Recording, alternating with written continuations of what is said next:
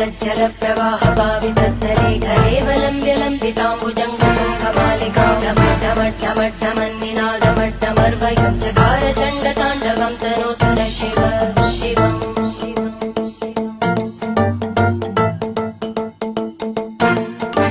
जटाकटाः सम्भ्रम भ्रमन्निलिम्पनिर्जरी विलोलवीचि वल्लरी विराजमानमूर्धनि धगद्धगद्धगज्ज्वलल्ललाटकट्टभावकै किशोरचन्द्रशेखरे रतिप्रदक्षिणम् मम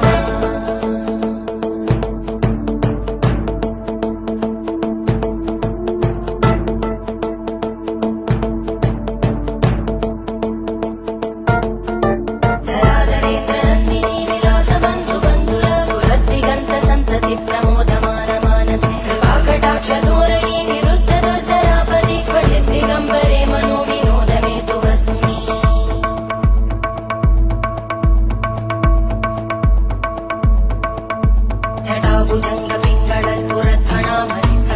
जटाभुजङ्गपिङ्गळस्फुरद्फणामणिप्रवाहदम्बकुङ्कुमद्रव प्रलिप्तदिग्वधूमुखे मदान्तसिन्धुरस्फुरत्पगुत्तरीयमेधुरे मनोविनोदमद्भुतं विबद्धु भूतकर्धरी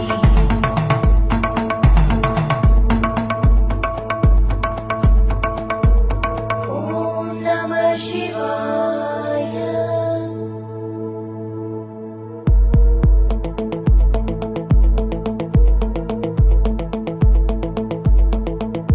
सदाशिवं भजाम्यहं सदाशिवं भजाम्यहम् ॐ नमः शिवाय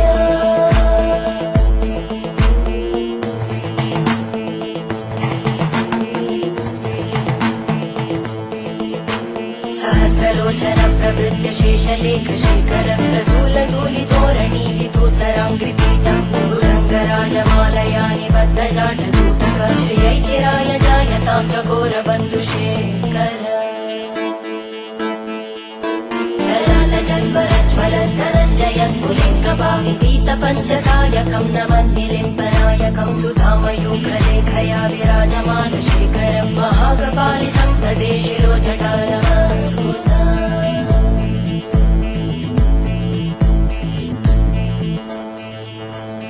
करालभालवट्टिका दगद्धगद्धगज्ज्वलद्धनञ्जयाहुतीकृत प्रचण्ड पञ्चसायके धराधरेन्द्रनन्दिनी कुचाग्रचित्रपत्रकार कल्पनैकशिल्पिनी त्रिलोचने रतिर्मम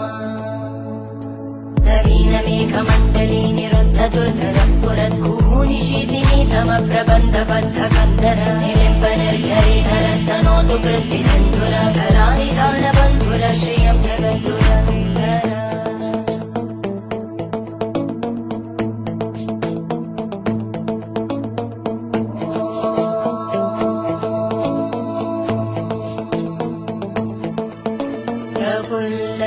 प्रफुल्लनीलपङ्कज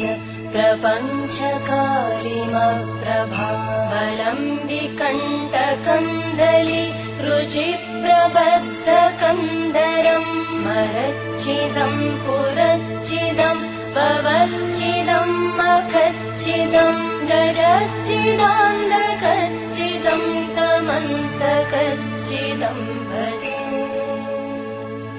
अखर्व सर्वमङ्गला कलाकदम्बमञ्जरी रसप्रवाहमाधुरी विजृम्भणा मधुव्रतं स्मरान्तकं पुरान्तकं भवान्तकं मखान्तकं गजान्तकान्तकान्तकं तमन्तकान्तकं भजे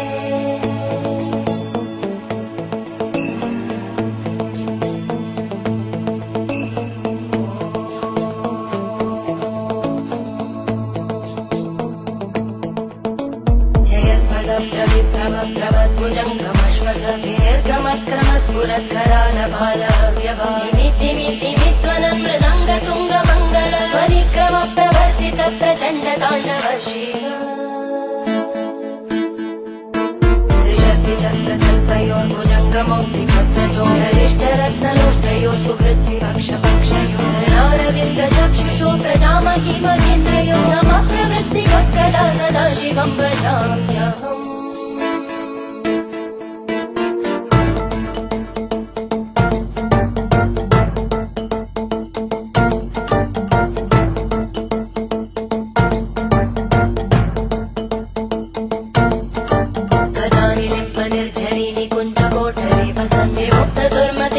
शिरस्तमञ्जलिं वहन्ति लोललोललोचनो ललामबालनर्तका शिवेति मन्त्रमुच्चरन् कदा सुखी भवाम्यहम्